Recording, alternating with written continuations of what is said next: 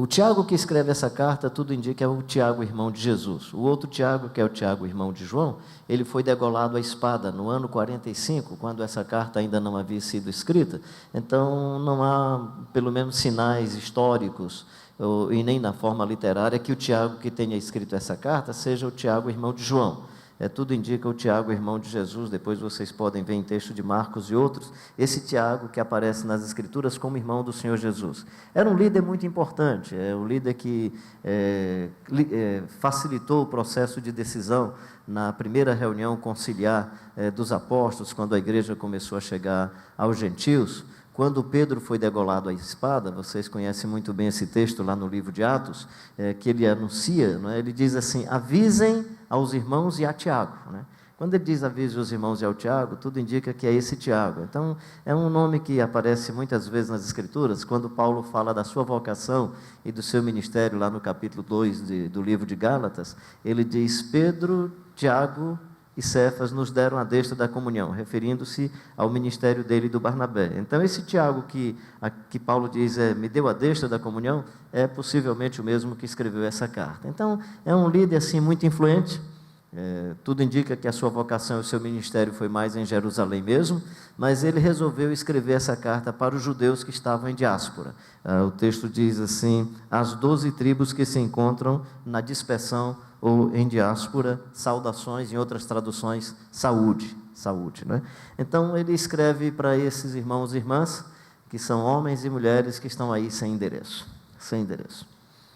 Uma dessas vezes eu estava em peregrinação, uma das primeiras que eu fui sozinho, aí eu geralmente deixo o roteiro com a minha família. Eu digo: Dinho, eu vou por aqui, vou pegar a BR-405, vou sair de Mossoró, vou passar em Jucuri, possivelmente no dia seguinte, porque se acontecer alguma coisa, o pessoal pode me achar em algum lugar aí perdido na estrada, né?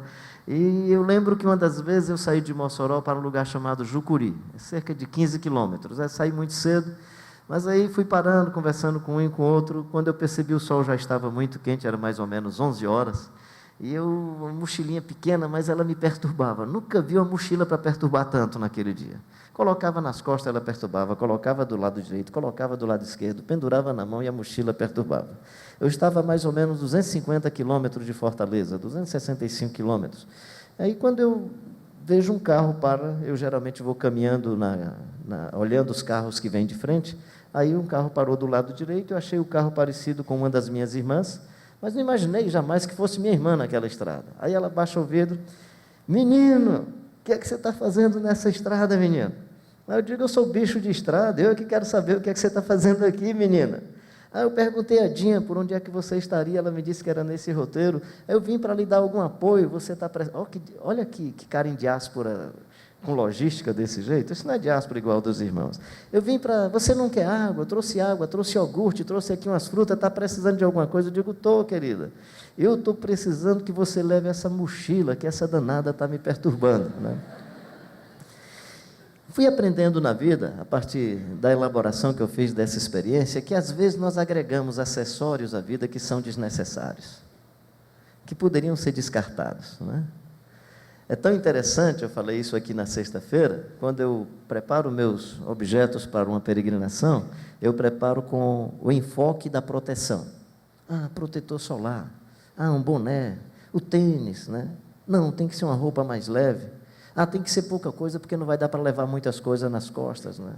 E aí começo a perceber que é diferente da roupa que eu preparo para congresso, porque numa peregrinação você está focado na proteção, e nesses outros ambientes você está preocupado com a representação. E entre a roupa da representação, ou a estética da representação, e a estética da proteção, eu queria lhe recomendar que durante a vida toda você pensasse em proteção e não mais em representação. Porque a representação é a mochila que é agregada ao corpo, que às vezes pode ser dispensada e não diz nada a respeito da vida. É por isso que Jesus chega para o Salomão e diz assim: olhem para o Salomão, olhem as aves do céu e olhem os lírios do campo. E o Salomão foi o cara, até Jesus aparecer. Porque depois que Jesus apareceu, Jesus diz: olha, ele não acrescentou um palmo à vida dele com tudo que ele fez. Todo mundo encantado com o que Salomão tinha feito, todo mundo admirado com a vida do Salomão. Aí Jesus chega e diz: não é um palmo. Não dá nada, né? Então, quando você observa, tudo indica que Salomão gastou muito tempo, muita energia, muita inteligência com coisas que não diziam respeito ao sentido mais relevante e significativo da vida e da existência. Hoje pela manhã eu estava falando sobre oração, né? Dizendo como não se deve orar. Depois você pode ver isso no capítulo 6 de Mateus, eu não quero entrar muito mais nesse detalhe, mas sinalizando algumas coisas a respeito da oração, que significa intimidade com Deus para se descobrir. Uma das maneiras como nós nos descobrimos como ser humano é na oração.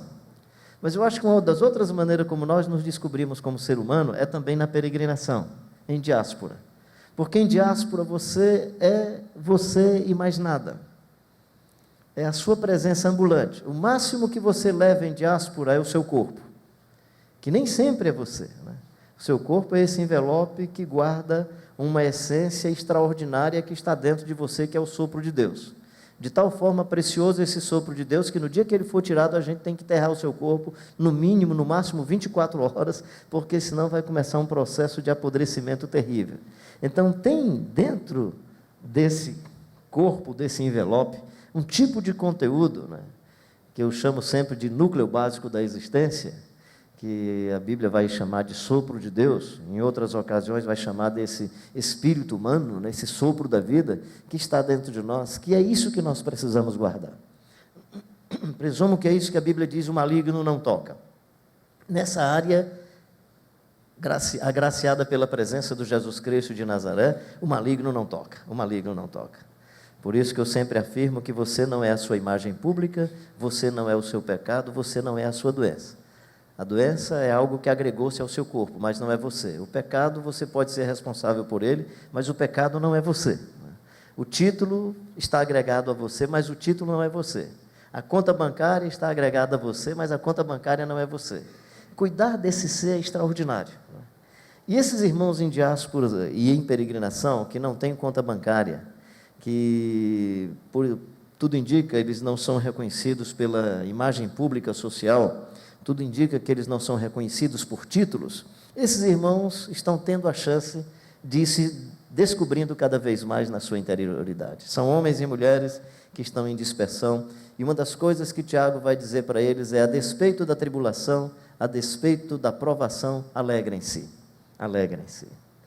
Sejam contentes com a vida, realizados com a existência, a despeito da provação. E como eu estou diante de pessoas vivas, né? Como eu estou diante de pessoas que estão respirando, estou diante de pessoas que conseguem enxergar, falar, escutar, eu estou diante de pessoas que sofrem. Você nasceu, então se nasceu, começou um processo de morte, e todo processo de morte é doloroso. Aí você sofre porque perdeu um filho, sofre porque perdeu um parente, sofre porque perdeu o pai e a mãe, sofre porque padeceu uma traição, e sofre às vezes até com coisas bobas, mas sofre, né? Dependendo da sua elaboração, você sofre por besteira, sofre por coisas muito tolas, né? Você fica chateado com coisas que às vezes não tem nada a ver, né? Eu sou uma pessoa assim que gosto muito de preservar coisas antigas, né? Eu tenho meu paletó brioso, que vocês conhecem, tem 35 anos, né? O azulão fez 32 anos, eu estou assim com uma dor na alma, no coração, porque tem 15 dias que eu procuro o azulão e não encontro. Honestamente, não sei o que é que aconteceu. Espero que eu encontre logo, porque uma amizade de 32 anos, como é que você joga assim fora tão rapidamente? Mas, claro, eu não saio nem com o brioso, nem com ele, fiquei deixando-os em casa. Eu percebi que o brioso estava meio deprimido, fala mais comigo. Eu estou desconfiando que o azulão ficou chateado e deve ter saído aí, peregrinou, foi embora. Eu não sei o que é que eu faça mais, não. Ou seja, a gente sofre às vezes com essas bobeiras, né? Um paletó, o que é isso, né? Só porque é uma amizade de 35 anos, né? Mas, então, nós temos às vezes sofrimentos que são reais, outros que são pânicos da adolescência, situações que nós vivemos que ficam na memória e quando menos você espera ele se repete, né? Eu conheço uma senhora que fica em pânico se vê um sapo, né? E lá em casa vai um garotinho que ele não tem medo de inseto nenhum, aliás, não tem medo de bicho nenhum, impressionante, ele se aproxima de cachorro e tudo, aí quando ela tem medo de sapo, ele é pequenininho, ele tem agora 3 anos, aí ele está com medo, tia, aí vai lá, pega o sapo assim por cima e tal, e sai levando, né? Então, impressionante, mas não tem jeito, quando ele pega, ela não quer nem chegar perto dele, deve ter alguma memória aí registrada na cabeça da senhora, que quando ela vê aquela cena, possivelmente no seu mundo inconsciente, se reporta ao acontecimento do passado e não ao que está se passando ali. Então, assim, tem que respeitar esses medos, mas, assim, na minha ótica é fictício, para ela é muito real. Mas, nesse caso aqui, eles estão passando por provações muito reais. São provações concretas. E ele diz assim: meus irmãos e irmãs, tende por motivo de toda alegria o passardes por várias provações. Versículo 2. Tende por motivo de toda alegria o passardes por várias provações. Eu presumo que a ideia dele aqui não é a provação é legal. Fique alegre porque você está sofrendo. Fique contente porque houve uma catástrofe no seu trabalho, no meio da sua família. Creio que não é isso que ele está dizendo. O que ele está dizendo é uma coisa que, no meu entendimento, pelo menos está registrada mais adiante, que é: ora, a perseverança deve ter ação completa para que sejais perfeitos e íntegros, em nada desfalecendo. Né? Ele vai dizer que a provação produz perseverança, persistência, tenacidade, capacidade de resiliência, e a provação vai produzir em você integridade e maturidade humana. Presumo que aí está a alegria. A alegria é: a provação vai gerar em você um ser humano com mais tenacidade, com mais firmeza. Um ser humano visitado por candura. Um ser humano visitado pela bondade. A provação gera maturidade. E a maturidade é marcada pela nossa capacidade de amar. A maturidade é marcada pela nossa capacidade de produzir o que é inerente aos seres humanos. Produzir a misericórdia, produzir a paz, produzir a justiça, produzir a sensibilidade. A maturidade é marcada pela nossa capacidade de fazer uma troca com o meio ambiente de maneira equilibrada. Ou seja no mundo da teologia, seja no mundo da psicologia, especialmente da psicologia, segundo Erich Fromm, ele vai dizer que a maturidade humana é marcada pela capacidade de se amar ao máximo, de se produzir ao máximo o que é inerente aos seres humanos e de se pensar ao máximo, porque nós somos seres humanos inteligentes. Então, o que Tiago está dizendo é: alegre-se na provação, não por causa da provação, mas porque no final da provação você possivelmente será uma pessoa que saberá amar muito mais, que usará muito melhor a sua sabedoria, a sua inteligência, e será um homem e uma mulher que vai produzir o que é inerente aos seres humanos produzirem, pela graça, pela bondade e pela proteção de Deus. Então, isso é uma coisa extraordinária para a vida. Eu queria animar você que, porventura, tenha passado por uma grande provação, por uma situação mais complexa, a ressignificar, a reelaborar essa situação e começar a tirar proveito, a despeito da situação, a despeito da dor, a despeito do sofrimento, como reelaborar esse novo momento da vida. Uma parte do Salmo 103 foi lido hoje no primeiro culto. A primeira parte do Salmo 23 é um convite à alma. Bendize, ó minha alma, o Senhor, e tudo que há em mim bendiga o seu santo nome. Mas só bendiz o Deus que é bom quem tem uma alma que diz bem. Ou seja, se você é alguém que diz bem, você diz bem sobre Deus. Porque se você não consegue dizer bem, por mais que Deus seja bom, você não interpreta a bondade de Deus, porque você não consegue fazer um link entre Deus e a sua bondade, entre Deus e o bem que está em você. Se você é uma pessoa visitada pelo mal, cheia de mal no seu coração, Deus é bom e você não consegue ver. Já percebeu isso? Já percebeu que tem gente que não percebe bondade em Deus, nem bondade nas pessoas, nem bondade em ninguém? E aí você pensa que ele está fazendo a leitura do que está do lado de fora, não é? Ele está simplesmente encontrando sinais do lado de fora, mesmo que sejam de coisas boas, para interpretar a maldade que está no coração. Então esse texto vai dizer que nós nos tornamos seres humanos, mais humanos. Gente que expressa o projeto que Deus quis para a sua vida e para a sua existência. Gente com jeito de gente. Gente marcada pela vida do Jesus Cristo de Nazaré. Então a alegria não é pela provação em si, mas é pela capacidade de reelaborar a vida. No Salmo 103, voltando ao Salmo 103, um dos aspectos do Salmo 103 fala da velhice.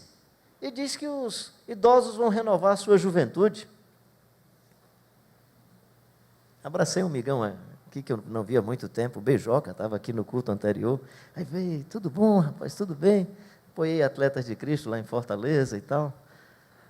Aí eu disse para ele: e aí, que ainda joga? Eu digo: cara, mas eu às vezes dou o drible no cara, quando eu corro 5 metros, o cara já está na minha frente de novo, né? Então não tem jeito, não tem jeito, né? Gostaria de ler sem lentes, mas não tem jeito, né? Gostaria que a cabeleira dos meus 17, 18 anos voltasse, caía assim na testa, eu puxava para cá. Não tem jeito, né? Nós fomos feitos com átomo de carbono, e esse danado do átomo de carbono tem essa capacidade de se compor, se decompor, e para algumas células ele não recompõe mais, fazer o quê? É assim mesmo. Mas assim, só para dizer para você o seguinte, o Salmo diz que vai renovar a juventude, eu tenho uma vontade de renovar minha juventude, e ela não vem mais. Agora, eu posso reelaborar a juventude que já passou e dar novos significados a esse tempo. E perceber a mão de Deus, e perceber a graça de Deus. E eu desconfio que é isso que o salmista está dizendo a todos nós. Você que já passou a juventude, você pode ressignificar a sua história. Você pode dar um novo sentido à sua história. Por mais duro e difícil que isso tenha sido, quem sabe nessa reelaboração, você vai descobrir a possibilidade de ser uma pessoa mais íntegra e um ser humano mais amadurecido. Essa é a primeira lição que eu queria que nós tirássemos desse texto. Homens e mulheres em dispersão, reelaborando a vida para garantir a integridade humana. E aí, quando eu estou falando de integridade, claro que tem a ver com não pagar propina, tem a ver com tudo isso, mas é muito mais eu estou referindo-me muito mais à sua humanidade. A ser um ser humano, feito à imagem e semelhança de Deus. A garantir a integridade de que esse núcleo básico, que é a habitação de Jesus em sua vida, está cada dia mais melhorando, está sendo transformado de glória em glória até a imagem do Jesus Cristo de Nazaré, de tal maneira que você seja uma presença de Deus ambulante. Por onde você passar, as pessoas perceberão um sinal da graça, do amor e da misericórdia de Deus.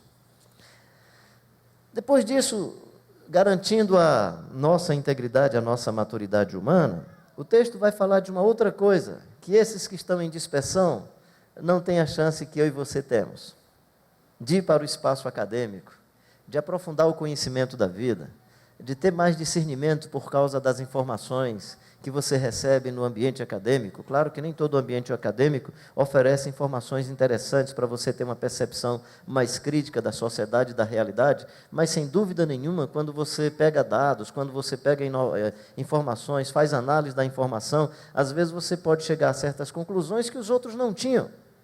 E esse pessoal não tem essa chance. Mas aí o texto diz assim, se alguém de vocês tem necessidade e precisa de sabedoria, peça em oração, que Deus vai lhe dar uma sabedoria para você enfrentar a vida, para enfrentar o sofrimento, para enfrentar as coisas da existência. Deus vai lhe formar nesse espaço, nessa elaboração da comunhão com Deus e da vida de oração. Deus vai elaborar a sua capacidade de se tornar uma pessoa mais sábia. Porque aí a sabedoria não depende só da inteligência. Eu sou de uma família muito simples, venho de uma história de família pobre. Aí os meus primeiros irmãos que foram assim melhorando de vida e voando, pegava algum avião e tal. Na época, inclusive, o nosso lazer era ir para o aeroporto, em Fortaleza, imagina, dia de domingo à tarde, levar o irmão para ir para o aeroporto, servia de lazer para a gente, ver um avião subindo, E eu me lembro, meu pai, quando chegava assim, perguntava ao meu irmão, quantas pessoas vão ver? Não, umas 200 e tantas, pai. Ah, é? Esse peso todo, nessas malas todas, Aí quando o avião ia para a cabeceira da pista, alçava voo, meu pai olhava assim, olhava para a gente.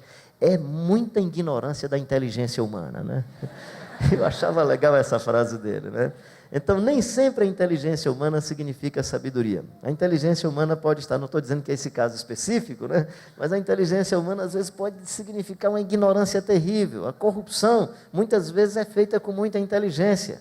A destruição de outras pessoas. Aliás, aquele assalto, está me vindo aqui à memória, o assalto do Banco Central lá em Fortaleza, aquilo foi feito com muita inteligência.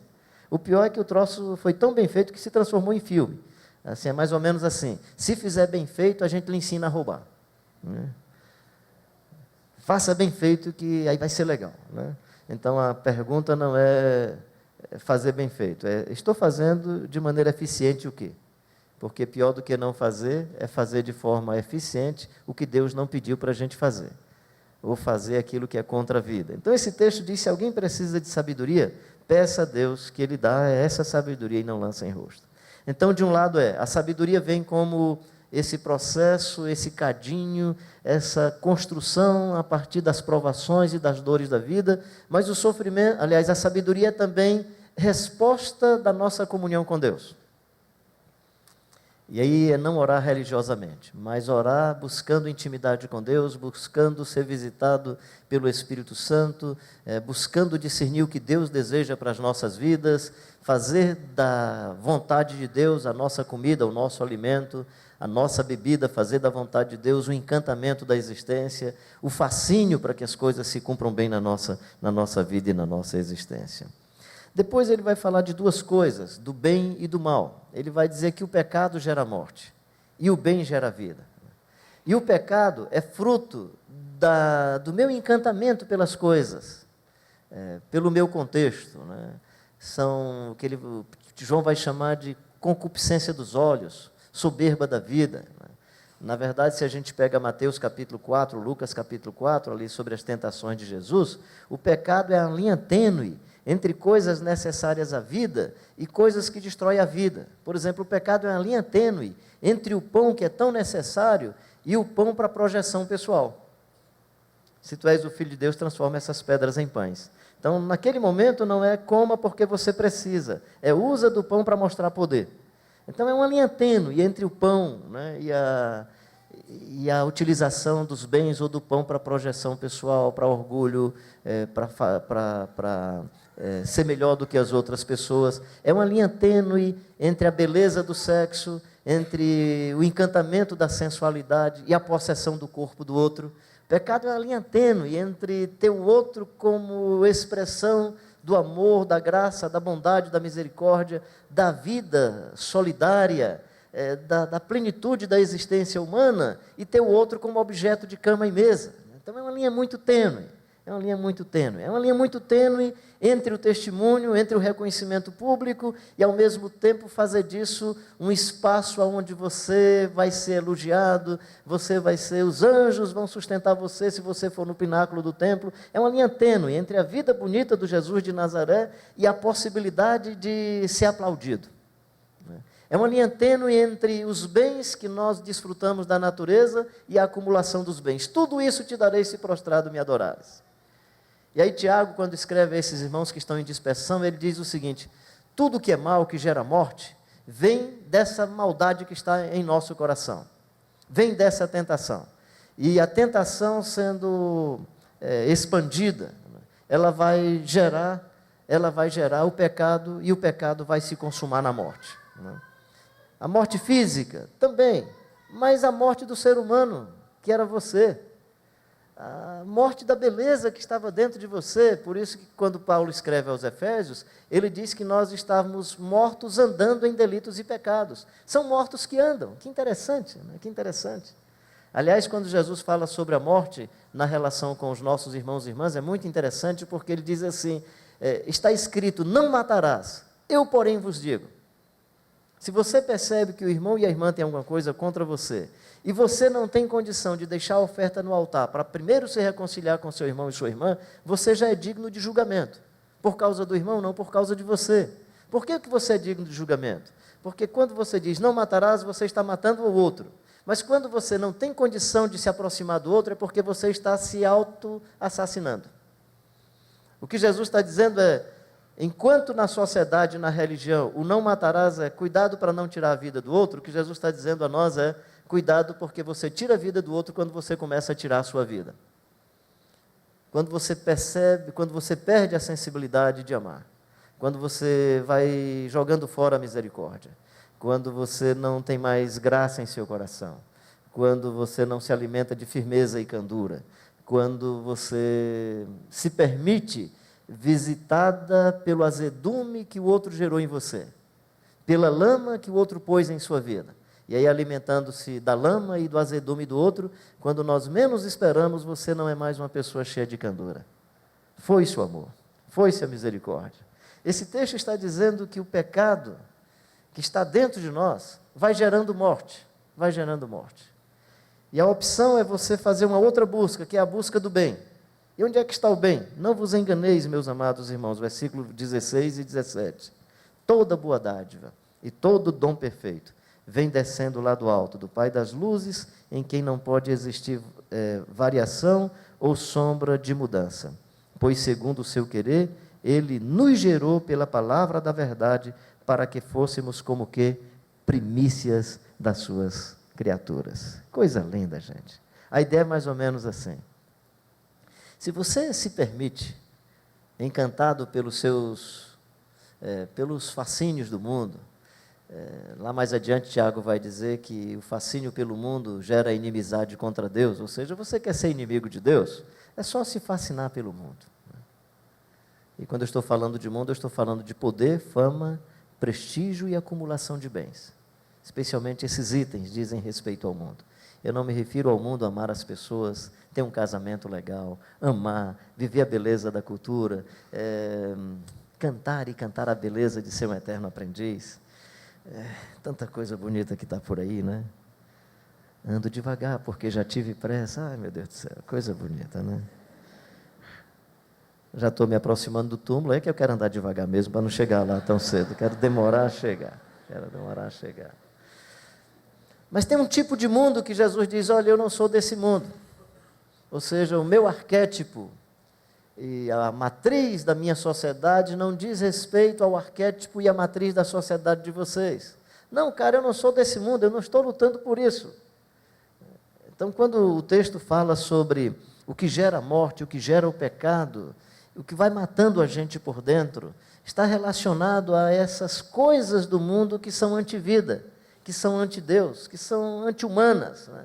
Aí do outro lado ele diz, mas tem uma boa dádiva.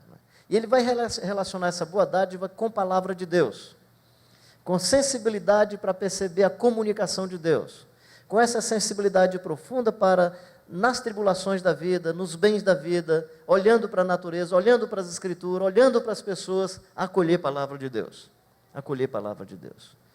E eu acredito que a palavra de Deus está para além do texto, e aquém do texto. Como dizer isso? Por exemplo, duas ilustrações simples, né?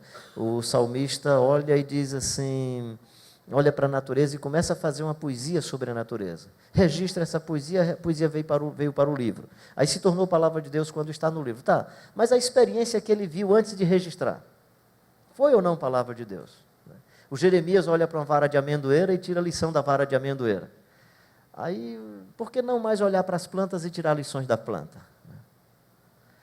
Por que não mais olhar para as aves do céu, os lírios do campo, e aprender com as aves do céu, os lírios do campo?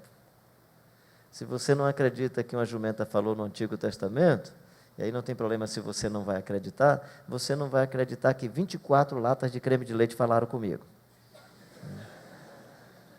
Vivi em Angola, 91 país em paz, eu estava com a minha família, 92 a guerra desponta outra vez, e num período Odebrecht e outras empresas mandando seus funcionários, especialmente as esposas e os filhos dos funcionários, de volta para o Brasil, outras empresas inglesas tentando tirar o pessoal do país, e eu naquela dúvida, tiro a minha família, não tiro, minha esposa vai, não vai e tal, naquela tensão.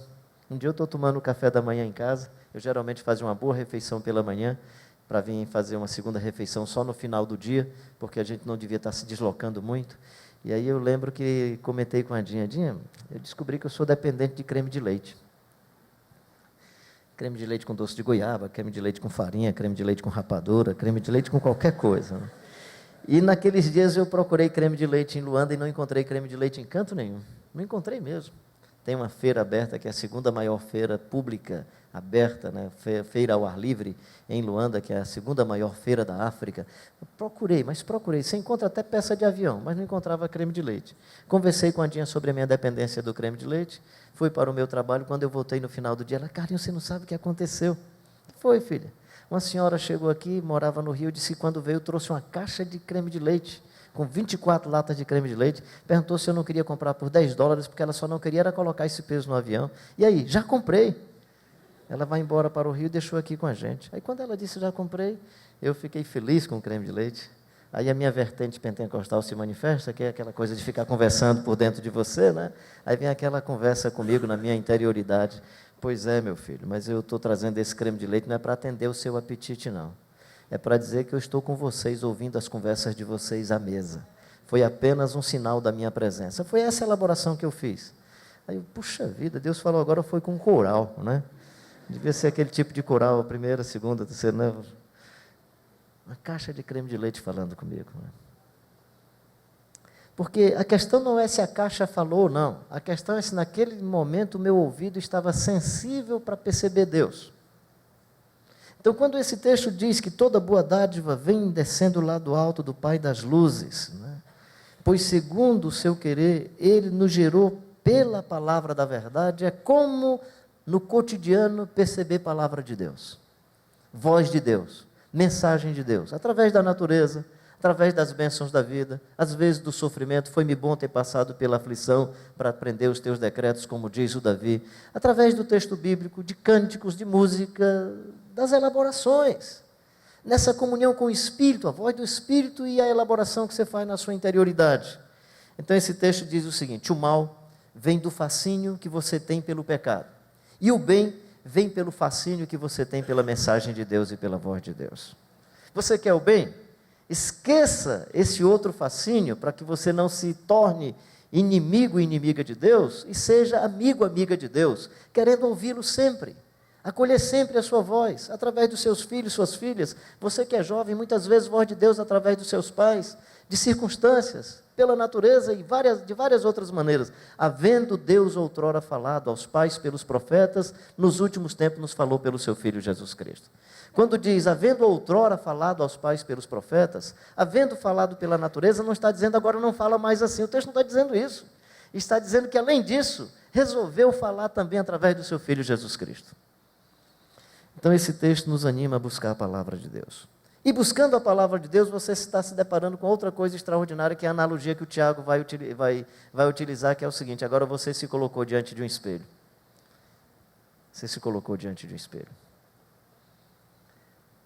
Essa última peregrinação que eu fiz foi interessante. Eu passei a semana toda sem me olhar no espelho, né?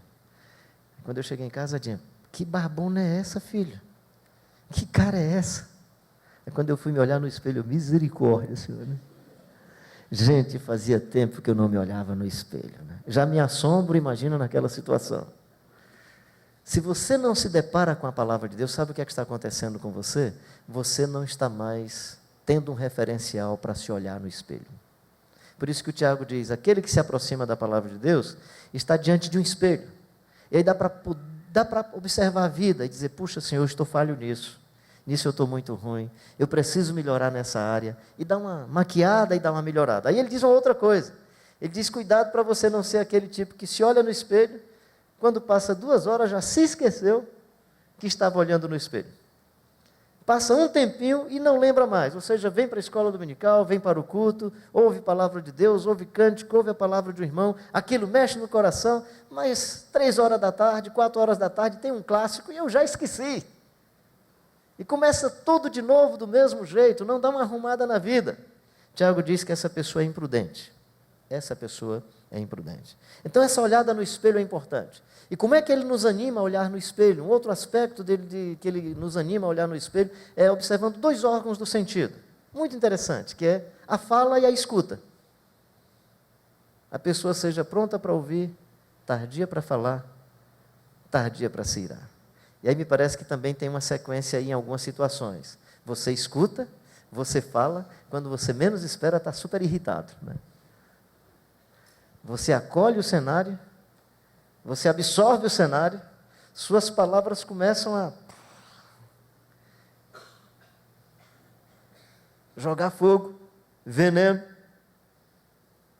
Tiago diz o seguinte: olhe no espelho, e quando olhar no espelho, pensa na escuta empática, e olhando no espelho, pense nas palavras. Pense nas palavras. Pense nas palavras. Esse texto é muito interessante porque, no meu entendimento, ele tem uma conexão com o capítulo 3, que é: nós podemos controlar várias coisas no mundo. E ele vai falar de objetos grandes, né? Ele vai falar de animais, né? O ser humano consegue controlar um cavalo com as rédeas, ele consegue controlar um pequeno barco, um barco com um pequeno leme, mas não controla a língua. Não controla a língua. Mas o que é interessante no final do capítulo 3, que a grande preocupação, o grande enfoque não é a língua, é a fonte. É a fonte. É como está a nossa interioridade. Ou seja, não basta controlar a língua, o importante é controlar a sua interioridade. Aí ele vai dizer no final do capítulo 3 que a mesma fonte não pode produzir água doce e água amarga, né? Acaso pode a fonte jorrar do mesmo lugar o que é doce e o que é amargo? Acaso, meus irmãos, pode a figueira produzir azeitonas ou a videira figos? Tampouco, fonte de água salgada pode dar água doce. Versículos 11 e 12. Meu querido e minha querida, como é que está a fonte do seu coração? Jesus disse, quem crê em mim, como diz as Escrituras, do seu interior fluirão rios de água viva. Jesus está falando de fonte. Ele está dizendo o seguinte, quem crê em mim, quem anda comigo, quem tem comunhão comigo, se torna uma fonte. Aí não é Jesus que diz, mas eu vou dizer, espero que você não precisa tomar como a mesma verdade, mas é o seguinte, quem não anda com ele e quem vive se alimentando da maldade dos outros, deixa de ser fonte e passa a ser uma fossa. Passa a ser uma fossa. Qual é a propriedade da fossa? Qual é a natureza da fossa? Acolher dejetos e lama.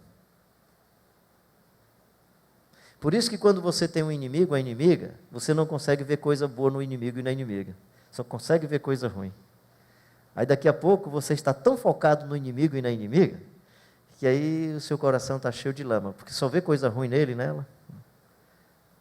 Aquela mulher que quis arrancar seu marido da vida, às vezes era uma mulher bonita, ela é feia, mas ela é bonita, mas é uma sem vergonha. Né? Aí você começa a se alimentar da sem vergonhice, do mau caráter, da ruindade da outra pessoa. Quando você menos espera, você está cheio de amargura. Está uma fossa. Na fossa e uma fossa. Porque é da fossa a capacidade de acolher os dejetos e as lamas. A fonte não. A fonte ela tem uma capacidade de modificar o seu interior e modificar o seu entorno, porque ela jorra para a vida eterna. Meu querido e minha querida, Jesus disse, quem crê em mim, como diz as Escrituras, do seu interior fluirão fontes de águas vivas. E aí se a fonte está repleta da graça de Deus, em falando, essa fonte vai falar da graça de Deus. Se a fonte está cheia do amor de Deus, quando abre os lábios, vai falar do amor de Deus. Se essa fonte está cheia da graça de Deus, não tem jeito, essa fonte vai falar a graça de Deus. Se essa fonte está cheia de amargura, vai segurar a língua o dia todo, na hora que abrir a boca vem a amargura, porque é o que tem no coração, é o que tem na alma. Então esse texto está nos dizendo que a comunhão com Deus pode gerar uma melhora significativa na fonte de nossa interioridade. Fazendo a conexão com o que estávamos falando hoje pela manhã, isso é processo de uma vida de profunda oração e intimidade com Deus. Oração enquanto busca de intimidade com Deus. Oração enquanto busca de amizade com o Pai. E aí eu encerro dizendo o seguinte, quem entre vós é sábio e inteligente, mostrem mansidão e sabedoria, mediante condigno proceder de boas obras.